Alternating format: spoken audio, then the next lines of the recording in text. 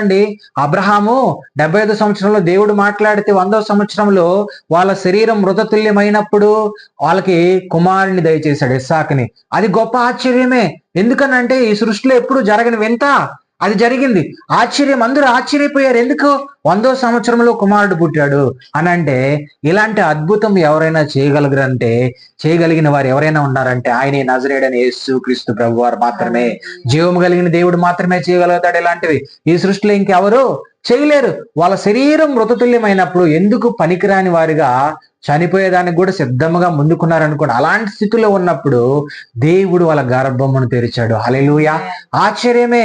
చూడండి, 430 సంవత్సరాలు కఠిన కారాగార శిక్షలో చెరలో ఉన్నారు ఐగుప్తులో ఇజ్రాయెల్ ప్రజలు. దేవుడు వాళ్ళని విడిపించడం ఆ చెర నుంచి, అది గొప్ప ఆశ్చర్యము. ఎర్ర సముద్రం 2 పాయలుగా చేయడం అదొక ఆశ్చర్యము. అదే విధముగా బండ నుంచి నీళ్లు నివ్వడం ఆశ్చర్యము. అదే విధముగా ప్రతిరోజు వాళ్ళకి ఆహారం కొరకు మన్నాను కురిపించడం కూడా ఈ భూమిపైకి, అదొక గొప్ప ఆశ్చర్యము. ఈ సృష్టిలో అన్నిటికన్నా గొప్ప ఆశ్చర్యం ఏంటో తెలుసా? నిన్ను నన్ను ఆ 2024 సంవత్సరాల క్రితం ఈ భూమిపైకి వచ్చి ఆయన శరీరధారికి ఈ లోకమునకు వచ్చి మన పాపములు మన శాపముల కొరకు ఆయన మరణించి తిరిగి లేయడము అంతకన్నా మహా గొప్ప అద్భుతము. హల్లెలూయా. ఈ సృష్టిలో ఎక్కడా జరగలేదు. కానీ ఎందుకో తెలుసా? నిన్ను నన్ను మరీ శ్రేష్టమైన పరలోక రాజ్యమునకు తీసుకొని వెళ్ళుట కొరకు ఆయన శరీరధారిగా ఈ భూమిపైకి వచ్చాడు. ఆయన అంత గొప్ప ఆశ్చర్యకరుడు. ఆయన ఆశ్చర్యము ఈ సృష్టిలో మనం జ్ఞాపకం చేసుకుంటే చాలా అద్భుతం. అలాంటి అద్భుతములు దేవుడు ఇజ్రాయెల్ ప్రజల్లో చేశాడు. ఈరోజు మన పాపముల్లో పడిపోయి ఉన్నప్పుడు, అంధకార సంబంధమైన చీకట్లో మనములు ఉన్నప్పుడు దేవుడు తన కృప చేత కృప వెంబడి కృపను మనకిచ్చి ఆయన రక్తములో మనములు అందరినీ కడగబడి ఈరోజు మనములు అందరినీ నీతిమంతులుగాను యథార్థమంతులుగాను పరిశుద్ధులుగాను ఆయన చేసుకొని ఉన్నాడు. హల్లెలూయా. మనం జ్ఞాపకం చేసుకోవాలి. మనము చూడండి 16వ వచనం వరకు చదువుమా. అదే కీర్తనలు 14 చదివావు. నేను పిండమునై ఉండగా కన్నులు నన్ను చూచెను. నీ కనులు నన్ను చూచెను.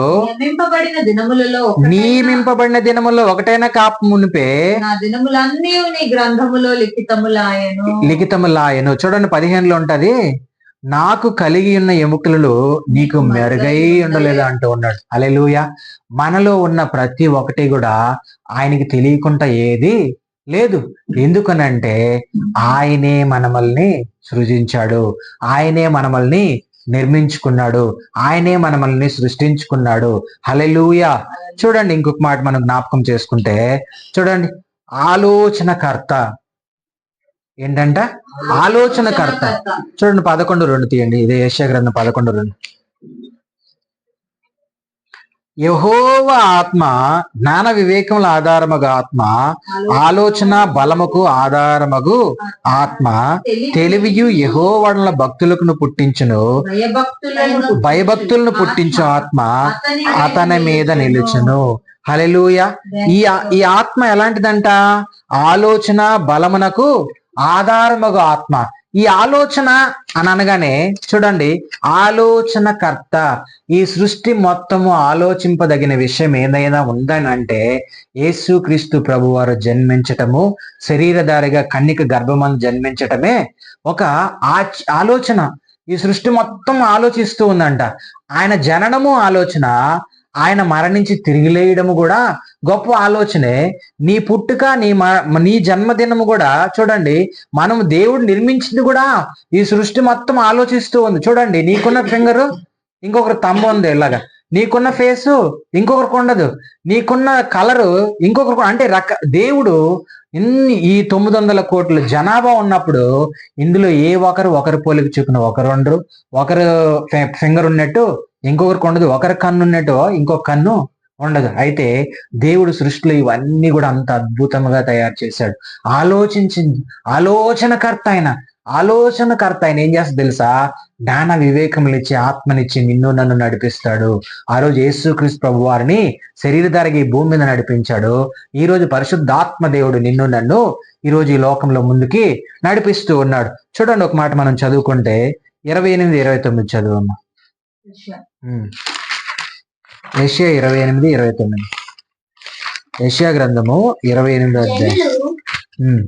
సైన్యములకు అధిపతి యెహోవా చేత దాన్ని నేర్చుకొందురు. ఆశ్చర్యమైన ఆలోచన శక్తియు అధిక బుద్ధియు ఆశ్చర్యకరమైన ఆలోచన శక్తియు అధిక బుద్ధియు అనుగ్రహించువాడు ఆయనే. చూడండి, ఆశ్చర్యకరమైన ఆలోచన శక్తి అంట. ఆశ్చర్యకరమైనది ఆలోచన కూడా ఎలాగుంటదంట, చాలా ఆశ్చర్యకరమైన శక్తిని దేవుడు ఇస్తాడు. అదే విధముగా అధిక బుద్ధియు అనుగ్రహించేవాడు ఆయనే. ఈ సృష్టిలో ఏదైనా నీకు జ్ఞానం కావాలన్నా, నువ్వు ఏదైనా నువ్వు పొందుకోవాలన్నా ఆయన దగ్గర నుంచే నువ్వు పొందుకోగలుగుతావు. హల్లెలూయా. అదే ఆశ్చర్యకరమైన ఆలోచన శక్తి అంట. హల్లెలూయా. ఎంత గొప్ప విషయమో మనం ఒకసారి జ్ఞాపకం చేసుకోవాలి. సామెతలు 8:14 ఒకసారి చదువుకో.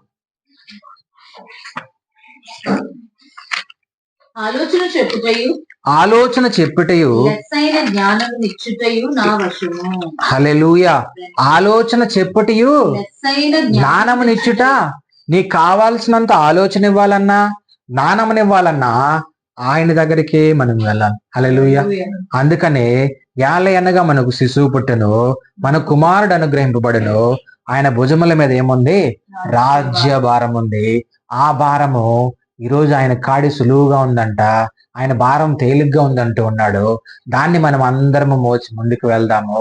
ఆయన సువార్తను ప్రకటించి ఈ అనేక మందిని దేవుని వైపుకు నడిపిద్దాము. దేవుడి ఇటు మాటలు దీవించును గాక.